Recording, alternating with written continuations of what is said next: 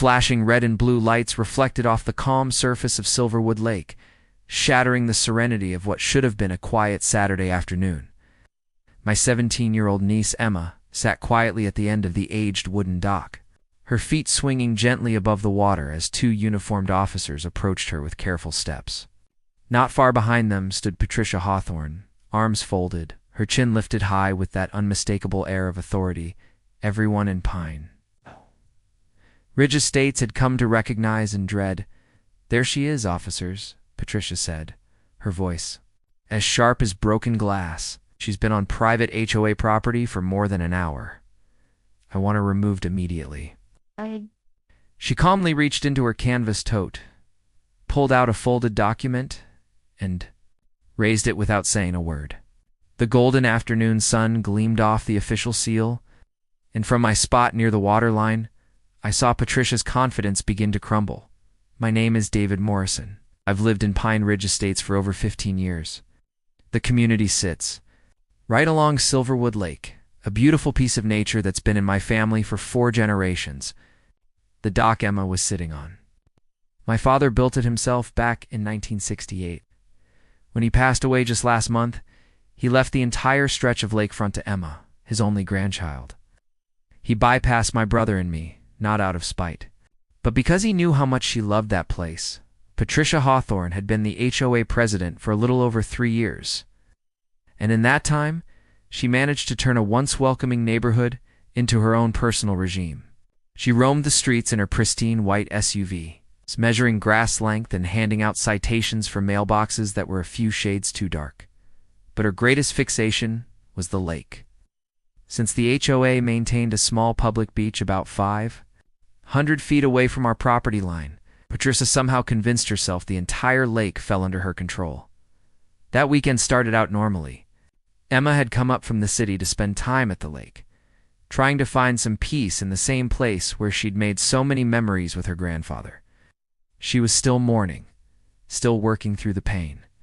I was inside my home when I heard the raised voice carrying across the lake. "Young lady, this is private property. You need to leave right now," Patricia barked. By the time I stepped out onto the back deck, Patricia was already stomping her way down the dock, her manicured blonde hair bouncing with every aggressive stride. Emma sat still, her back tall, gazing at the water where just weeks ago we had scattered my father's ashes. "I said you need to go," Patricia repeated, her tone shrill enough to send a flock of ducks flapping across the lake. Emma finally turned.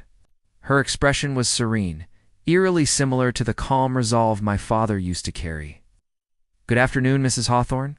I'm Emma Morrison. My grandfather was Henry Morrison. This dock belongs to me."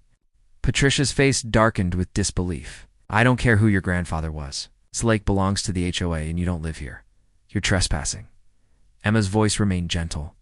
"Actually, I own this dock, the beach, and roughly 3 acres of the lakefront. You're welcome to verify that with the county." Patricia gawked at her before sputtering back.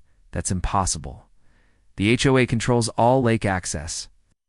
Emma turned back to the water with a shrug. "Can check the public records." That's when Patricia crossed a line. She pulled out her phone and called emergency services, her voice intentionally loud. "Yes, I need the police at Silverwood Lake. There's a trespasser who's refusing to leave. She's being aggressive and making threats." One immediately. Started recording on my phone. Emma hadn't raised her voice or moved from her spot. She was just a teenage girl, quietly grieving in a place that meant everything to her. Roughly 20 minutes later, 2 officers arrived.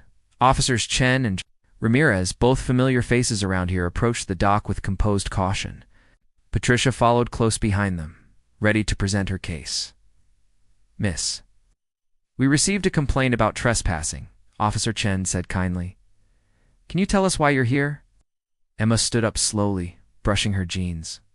"Yes, officer. My name is Emma Morrison.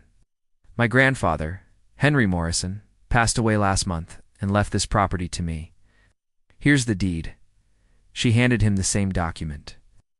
Officer Chen unfolded it carefully, while Officer Ramirez leaned in to read over his shoulder. I saw the exact moment it clicked. Their expressions went from neutral to annoyed. "Mrs. Hawthorne, Officer Chen began, turning to Patricia. This young lady owns this land.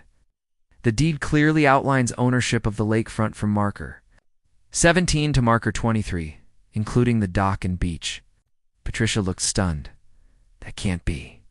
The HOA always controlled lake access.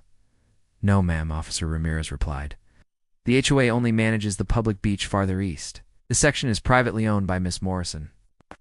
She's not a resident of Pine Ridge Estates, Patricia cried, her voice climbing in pitch. She doesn't need to be, Officer Chen replied, remaining patient. She's the legal owner. She's entitled to be here. The officers turned to Emma. Miss Morrison, we apologize for the inconvenience. You are fully within your rights to use this property. Then came the warning, Mrs. Hawthorne filing. False reports is a criminal offense. This is your official caution. Word spread through the neighborhood faster than wildfire. By nightfall, everyone knew Patricia had summoned the police on the rightful landowner.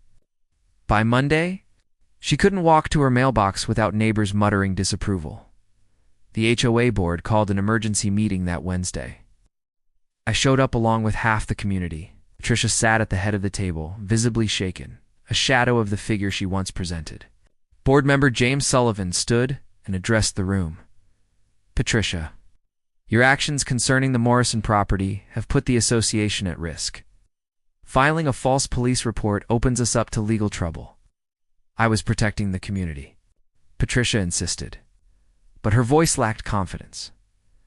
You intimidated a grieving teenager and misused police services, Linda Foster, another board member, added. Several residents have filed complaints. We're initiating a no-confidence vote. The decision was swift for votes to remove her from the board, with Patricia the lone dissenter. Her face froze in disbelief as the announcement was made. But Emma wasn't done. The next morning, Patricia received a certified letter from Emma's attorney, officially revoking any informal agreement that gave HOA members access to her beach. The letter made it clear, access would only be restored if the HOA issued a written apology for the harassment and lies. The final blow came swiftly. Patricia's real estate firm caught wind of the incident and quietly let her go. It turns out, calling the police on legal property owners doesn't help business. Her real estate license, once a badge of pride, had now become a burden. I watched from my window the next morning as Patricia loaded boxes into her SUV. The magnetic sign of her firm was gone. Her husband, Robert, stood there looking lost, as if he couldn't fathom how his wife's obsession with neighborhood control had led to this. Within 72 hours, formal apology arrived at Emma's lawyer's office. It expressed regret for the misunderstanding and acknowledged the emotional distress caused. Emma read it, nodded, and agreed to reinstate lake access with one condition.